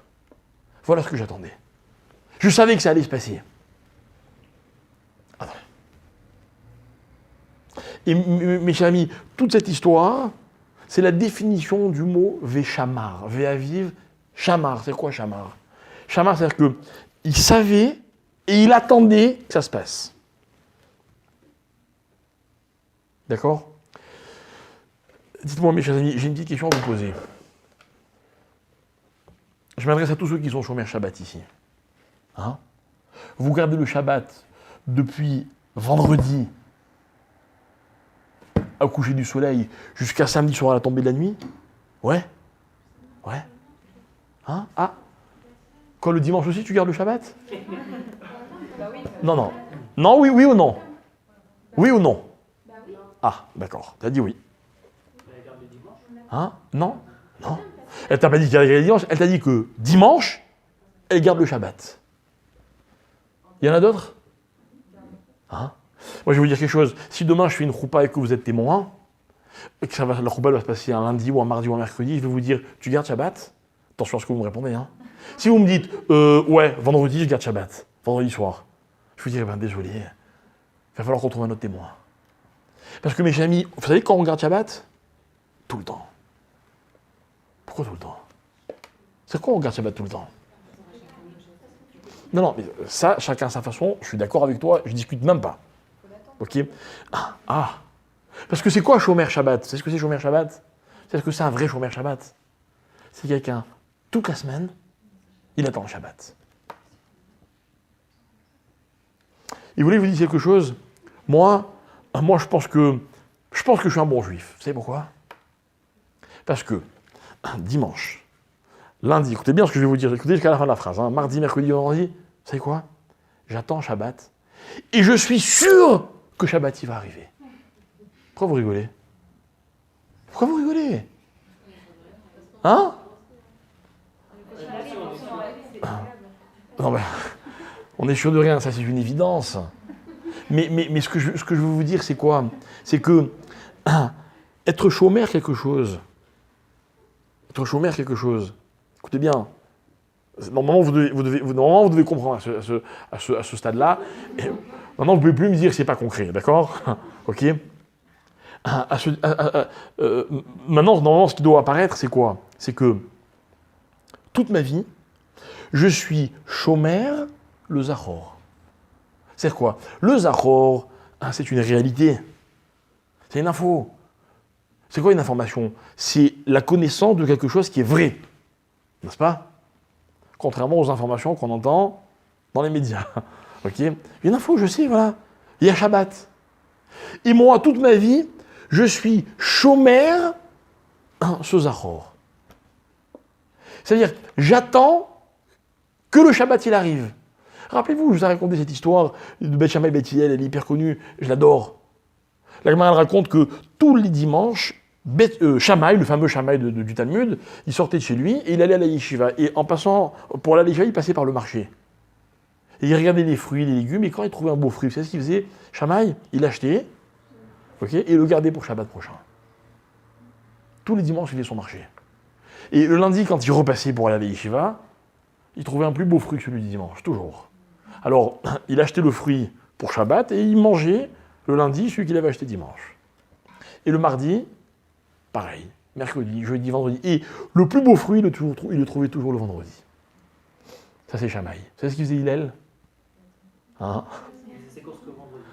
Pas du tout. Et quoi, il mangeait rien toute la semaine? Hillel, le dimanche, il traversait le marché, quand il voyait un beau fruit, il l'achetait et il le mangeait. Et le lundi, il trouvait un plus beau fruit, il l'achetait et il le mangeait. Et le plus beau fruit, il le trouvait aussi le vendredi, et celui-là, il l'achetait et il le gardait pour Shabbat. Et un jour, on avait expliqué, c'est quoi la différence entre Shammai et Hillel? C'est que, et je vous demande, maintenant, on n'est pas en train de décider qui a raison et qui a tort, hein, mais juste que vous compreniez la notion. On dit comme ça, toute la semaine, Shammai, il vivait pour le Shabbat qui suit, et toute la semaine, Hillel y vivait grâce au Shabbat qui précédait. Mais ce qui est beau, c'est que les deux, ils vivaient toute la semaine par rapport au Shabbat. Voilà ce que c'est Shomer Shabbat. Voilà ce que c'est Shomer Shabbat. Moi, je ne suis peut-être pas le meilleur mari du monde, mais ma femme, elle sait. J'adore les restes du Shabbat. Je peux les manger toute la semaine. Franchement, c'est pas un kiff. Une keila le mercredi. Un couscous le mardi, c'est un rêve.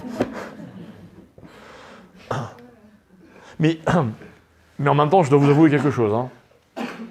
Ça n'a jamais le même goût. Ça ne peut pas avoir le même goût. Mais en même temps, il y a un petit goût du Shabbat qui reste. Il y a un petit goût. Mais ça veut dire que, regardez, je suis sûr que je ne vous apprends rien. Mais un juif qui observe le Shabbat, qui est chômeur le Shabbat, c'est un juif qui, toute sa vie, elle est par rapport au Shabbat. Toute sa vie. Le dimanche, on est KO à cause du Shabbat. Ok, on mange moins parce que il faut essayer de retrouver l'équilibre, din, chesed, vous voyez.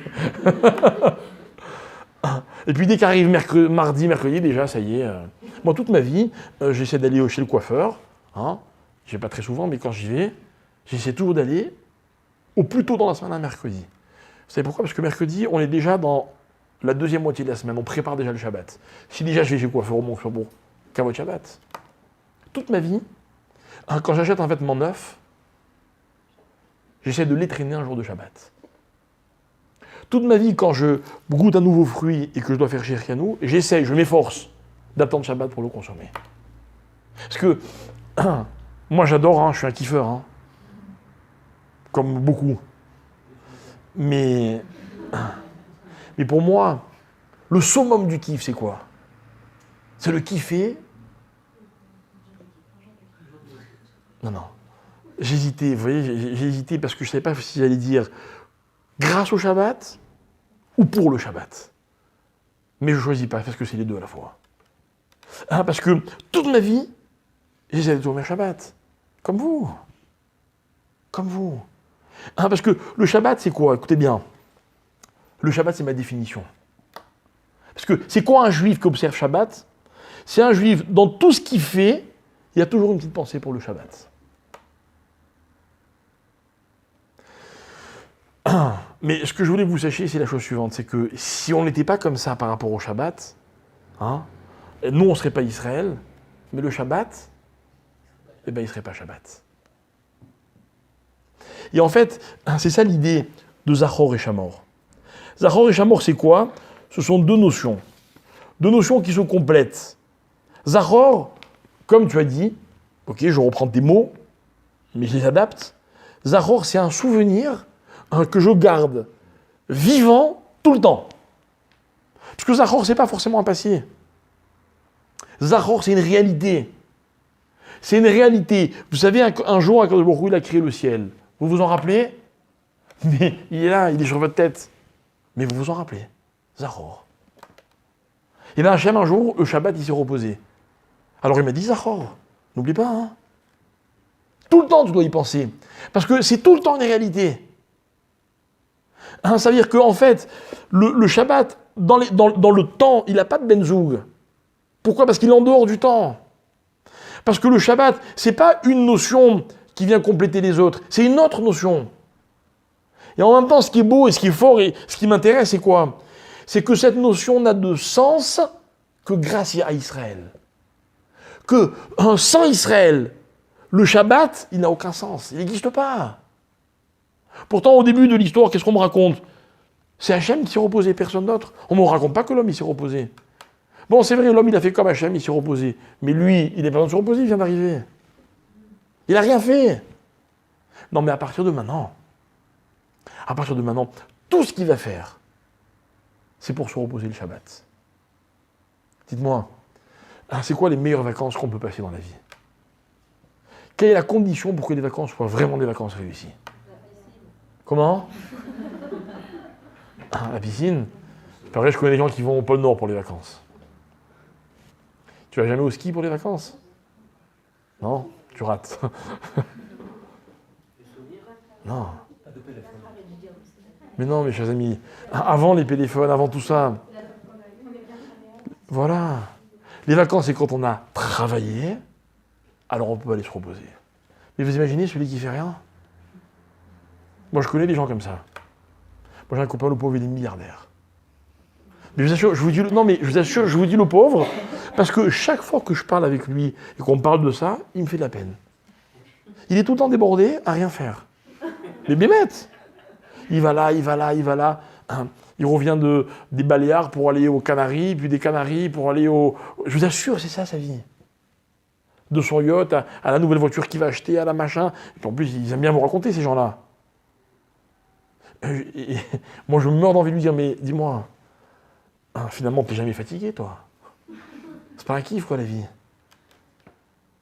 Vous avez vu le vendredi soir, quand on est KO de toute la semaine, qu'on va se coucher,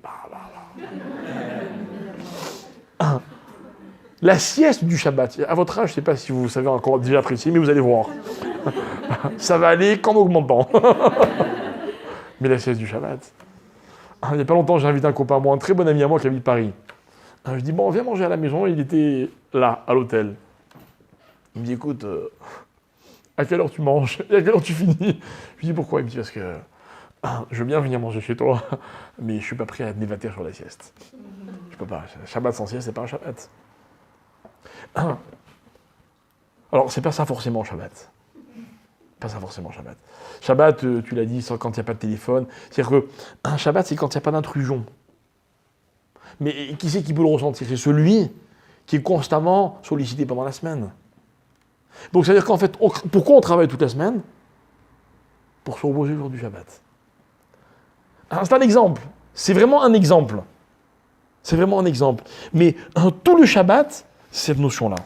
Cette notion d'aboutissement de quelque chose. Ok? Alors, par exemple,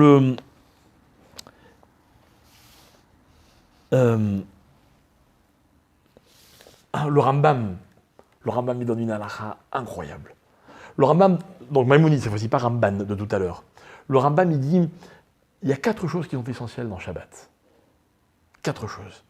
2 qui sont midé oraïta et 2 qui sont midé rabanan. Ok. Alors le Rambam il dit comme ça. Midoraita, c'est Zachor et Shamor. C'est marqué dans la Torah. Et les Chachamim, ils ont ajouté Kavod et Oneg. Et après, il définit, machin, etc., comment l'un il me permet d'accomplir l'autre. Et il dit, c'est quoi Kavod Shabbat? C'est quoi le Kavod du Shabbat? Vous faites Kavod, vous, au Shabbat? Hein? Non? Vous mangez bien, c'est déjà pas mal. C'est déjà une chose. Quoi d'autre? Donnez-moi des exemples de Kavod Shabbat. Des habits, bravo, mais des habits spéciaux pour le Shabbat. C'est important d'avoir des habits pour le Shabbat. C'est très important. Belle table, ce qu'elle a dit, très bien. Belle table, belle maison, c'est vrai, tout ça, quoi. Ok, on range bien la maison. Moi, j'ai un tiroir spécial Shabbat. J'ai un tiroir spécial. Tout le balagan de la semaine, avant Shabbat, hop, tac, et on ferme le tiroir. Quel kiff! Qu'est-ce que j'aime ce moment? Tac. Des fois, il ferme mal, vous voyez. Mais après, on arrive à le fermer.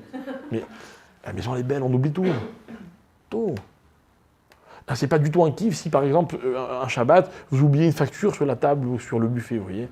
Ça vous gâche, le Shabbat. Quoi d'autre? Qu'est-ce qu'on peut faire encore pour faire Kavod Shabbat? Hein? Chanter, pas mal, ouais. Ouais, ça on choisit pas toujours.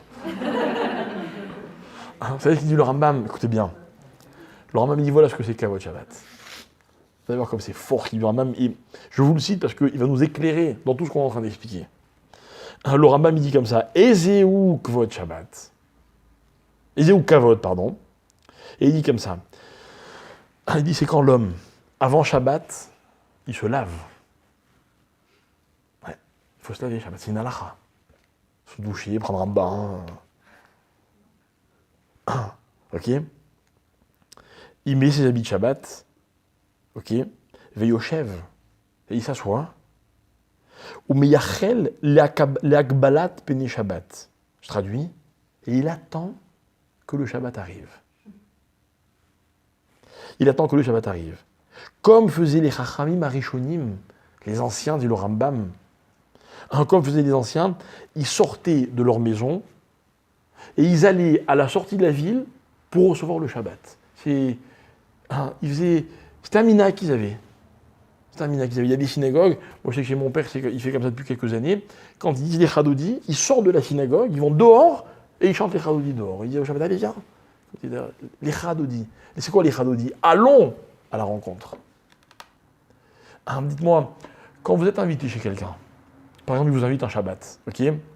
Vous arrivez chez lui, et il vous dit, tiens, voilà, ça c'est ta chambre, attends une seconde, je vais chercher les draps, attends une seconde, il manque une tête d'oreiller, attends une seconde, il manque le coussin. C'est pas grave, vous pouvez passer un bon Shabbat quand même. Mais quand vous arrivez, ok, c'est votre chambre, et puis les lits sont faits, il y a la petite serviette pliée comme ça sur le lit, ok, la petite bouteille d'eau sur la table de nuit. Qu'est-ce qu'il vous a montré par là? Ouais. C'est ça, Kavod. Kavod, c'est quand on attend. Qu'est-ce que vous faites, Kavod, le dimanche soir? Mais c'est vrai, Kavod, c'est d'attendre. Kavod, ça veut dire que, écoutez bien, c'est quoi attendre? Attendre, c'est que je me projette déjà dans un moment qui n'est pas encore arrivé. J'attends. Yaakov Avinu, qu'est-ce qu'il a fait? Mamtin ou Metsapé. Quand son fils lui a raconté qu'ils allaient se prosterner devant lui, il attendait. Alors c'est quand? Il y a eu beaucoup de temps, et pendant tout ce temps, il a attendu. Voilà ce que c'est Shamar et Tadavar. Le Rambam, il nous explique, et il dit, où est-ce qu'on voit que les Juifs sont chômeurs Shabbat? C'est que les Juifs, ils attendent le Shabbat. Vous savez, quand on arrive, des fois le Shabbat, on est un peu à la bourre, on arrive à la limite de Shabbat. On ne sait pas comment, mais grâce à Dieu, on arrive toujours à la limite. On est un peu frustré. Quel kiff d'être pris 5 minutes avant. Ça change tout. Alors, encore une fois, celui qui n'a pas eu le temps d'attendre le Shabbat, on ne peut pas dire qu'il n'est pas chômeur Shabbat. C'est dans l'esprit, vous voyez.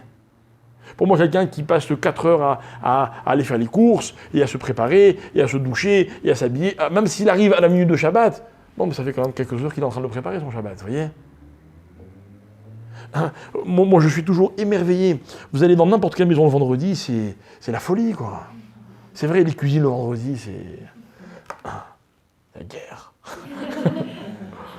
Et arrive le Shabbat, on ne sait pas comment. On ne sait pas comment nos mères, nos femmes sont des magiciennes. Hop, le Shabbat, il est là. Elles attendent, depuis qu'elles ont commencé à préparer. Voilà pourquoi le peuple juif vendu de lui qu'il est chômeur Shabbat. Écoutez bien, Écoutez bien, je vous donne un petit exemple. Vraiment, le cours, je vous assure qu'il pourrait durer encore des heures, mais je vais me retenir. Il y a marqué dans un passage que vous connaissez, dans le schéma, il y a marqué comme ça. C'est Moshe qui parle. Ok? Moshe, il dit au peuple juif, Ve'aya im shamoa tishmeu en mitzvotai, etc., etc. C'est Moshe qui parle dans ce passage, c'est pas Hachem. Il y a marqué comme ça. Un venatatim et arartechem beito yorom alkosh. Et si tu gardes les mitzvot d'Hachem, ok? Parce qu'il y a marqué Le'ahava et Hachem elokechem. Pour aimer Hachem. Donc, de là, on apprend que c'est Moshe qui parle. Alors moi, dit le passouk, je te donnerai la pluie, et puis le champ donnera sa récolte, etc. Demande les chachamim. De quel droit Moshe dit je te donnerai la pluie? C'est pas Moshe qui donne la pluie. Que Moshe dise je te demande de garder mes mitzvot pour aimer Hachem, je veux bien. Je veux bien, ça ne me dérange pas ça. C'est comme si moi je vous enseigne quelque chose, je vous dis oh, tu fais ce que je t'ai dit, hein. Mais t'es rien, t'es juste celui qui rapporte la parole d'Hachem. D'accord, mais c'est un langage qu'on peut comprendre. Mais si moi je vous dis, regarde, si tu fais ce que je t'ai dit, moi, je te donnerai une parnassa, tu seras très riche. Vous n'avez pas honte de me croire. Ça ne veut rien dire un truc pareil. Et les Ramim, ils expliquent la chose suivante. Ils disent, ça ne veut pas rien dire. Vous savez pourquoi? Parce que la Torah, elle dépend de celui qui l'accomplit. Et quand un homme il accomplit la Torah, ça devient sa Torah. Et en fait, j'extrapole un petit peu. On va nous expliquer que il y a trois choses. Qui ont la même notion de complémentarité avec Israël. Trois choses. Il y a la Torah, il y a le Shabbat, ce qu'on a expliqué jusqu'à maintenant, et il y a le Mashiach. Dites-moi, le Mashiach, il va venir ou il ne va pas venir? Hein? Alors, pour ceux qui sont convaincus qu'il va venir, hein, j'espère tout le monde. Parce que dans les 13 articles de foi, il y a l'avenue du Mashiach. De quoi dépend l'avenue du Mashiach? Vous vous rendez compte de ce que vous venez de dire? C'est-à-dire que si je l'attends, il vient. Si je ne l'attends pas, il ne vient pas. Eh bien, c'est exactement comme Shabbat. C'est-à-dire que tout ce que j'ai voulu vous expliquer, moi, c'est quoi? C'est que cette notion de Shamor, c'est quoi? C'est qu'en fait, le Shabbat ne peut venir que parce que je l'attends. Vous vous rappelez ce que je vous ai dit tout à l'heure? Vous avez rigolé, hein? Vous êtes moqué de moi. Quand je vous ai dit, je suis sûr que le Shabbat va venir. Vous savez pourquoi je suis sûr? Je suis sûr parce que je l'attends. Parce que comme je l'attends, c'est obligé qu'il vienne. Parce qu'il dépend de moi. Le Shabbat, c'est pas un invité, je l'ai invité, j'attends qu'il vienne, j'espère que je l'ai convaincu. Non, non. Il suffit que je l'attende pour que le Shabbat, il arrive. Voilà en quoi dans le Shabbat, il y a un rôle actif. Mais ce rôle actif n'a de sens que s'il y a d'abord une info qui s'appelle Zachor. Ça veut dire qu'en fait, cette notion qui est en dehors du temps, où Shabbat est, comme quelqu'un a dit tout à l'heure, intemporel, c'est-à-dire qu'au coin temporel, il existe tout le temps. Ça, c'est Zachor. Donc, ça veut dire que moi, je peux l'attendre tout le temps. Ça, c'est Shamor. Ça, c'est Shamor. Le Shabbat, mes chers amis, c'est un cadeau que Hachem nous a fait, mais un cadeau dans tous les sens du terme. Ça veut dire, vous le voulez, il est à vous.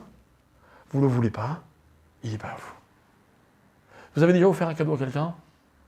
Oui. Est-ce qu'il vous est déjà arrivé que quelqu'un vous l'offrez un cadeau et vous dit non, non, merci, je ne le veux pas? Qu'est-ce que vous pouvez faire? Vous ne pouvez rien faire. Vous ne pouvez pas forcer quelqu'un à accepter un cadeau. Parce que le cadeau, il dépend de celui qui le reçoit.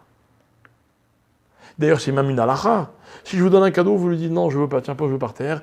À qui est le cadeau? Moi, j'ai donné, mais lui, il ne l'a pas reçu. À qui il est? Il n'a personne. Il n'a personne. Lui, il n'a pas acquis, il n'a pas reçu. Eh bien, le Shabbat, c'est la même chose. Si les Juifs n'attendent pas le Shabbat, il n'y a pas de Shabbat.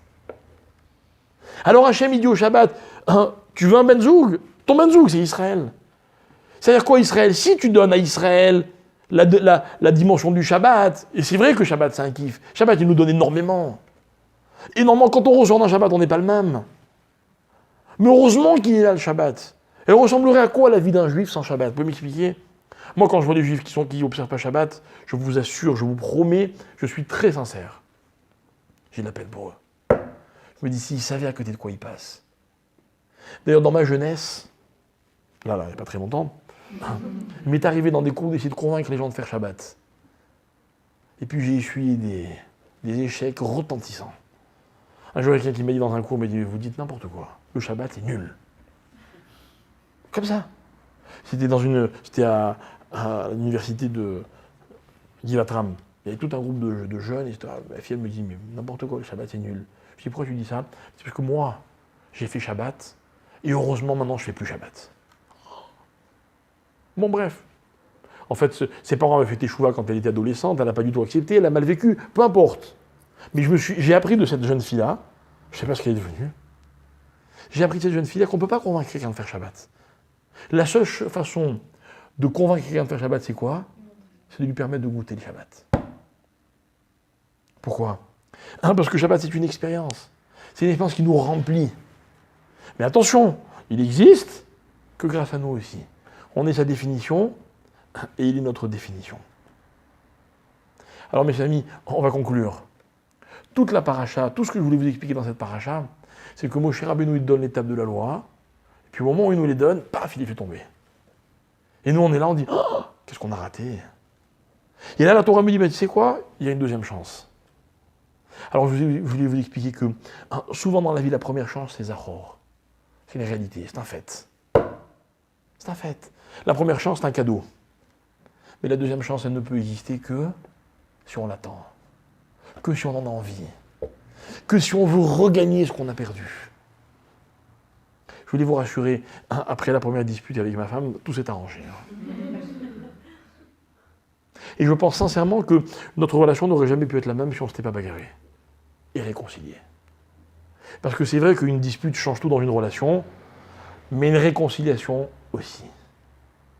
Des fois, on est amoureux, on ne sait pas pourquoi. Puis quand on s'est bagarré et qu'on a décidé de se réconcilier, on sait pourquoi. On tient l'un à l'autre. C'est ça une deuxième chance. Une deuxième chance, c'est Shamor. Shamor, c'est quoi?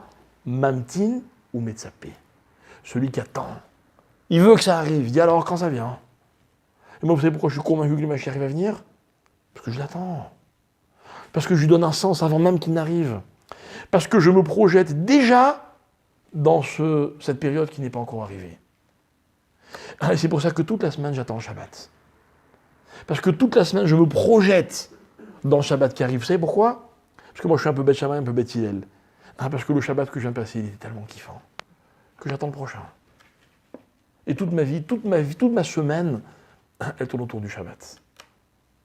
Et c'est pour ça que je suis prêt à travailler, à me fatiguer, à être harcelé au téléphone. Tout ce que vous voulez. Parce que je sais qu'au bout de la semaine, il y a un Shabbat qui me permet de vivre dans une autre dimension. Cet échange, mes chers amis, entre Shabbat et Israël, c'est ça le benzouk de Shabbat. C'est tout le sens de la création. Moi, je vais vous dire quelque chose. Yom Rishon, j'étais pas là. Ni vous d'ailleurs. Yom Sheni, on n'était pas là. Shlishi, Révi, on n'était pas là. Sur le monde, il est là, avec ou sans nous. Il faut le savoir. Mais quand arrive le Shabbat, c'est ce que c'est le Shabbat? C'est le monde, parce que je suis là. Si je ne suis pas là, ça n'existe pas. C'est ça être chômeur dans la vie. C'est ça être chômeur. Vous savez, moi, quand j'ai étudié ce cours, il m'est venu une idée. C'est très personnel ce que je vais vous dire. Je me suis dit qu'en fait, si je devais choisir un mot pour définir la relation que j'ai envie d'avoir avec ceux que j'aime, eh bien c'est chômeur. Et que finalement, après ce cours, moi j'aimerais être chômeur mes enfants, chômeur ma femme, chômeur mes parents. Mais pas sans prétention, c'est pas moi qui les garde. Mais c'est ça la relation, la vraie relation. Pour moi, quand on aime quelqu'un, eh ben, on est tout le temps en attente de le revoir, vous voyez? Tout le temps. Et quand on est avec lui, ben, on est zachor, alors qu'on est dans un présent, dans une réalité. Et cet ensemble de choses, il fait que la relation, elle est vraie. L'un, il a la définition de l'autre. Mais je voulais vous dire aussi, c'est ce que je vous expliquais à l'instant, que c'est ça aussi la notion de deuxième chance. Deuxième chance. La deuxième chance, c'est que ça là, je l'attends, vous voyez. Dans la vie, on ne mérite pas toujours du premier coup, mais au deuxième coup, on est obligé de mériter. Voilà ce que c'est Shamor. Alors, je ne suis pas revenu à l'histoire de Moshe qui a oublié, qui s'est rappelé qu'il y a eu un cadeau à la fin, mais peut-être une autre fois. Voilà.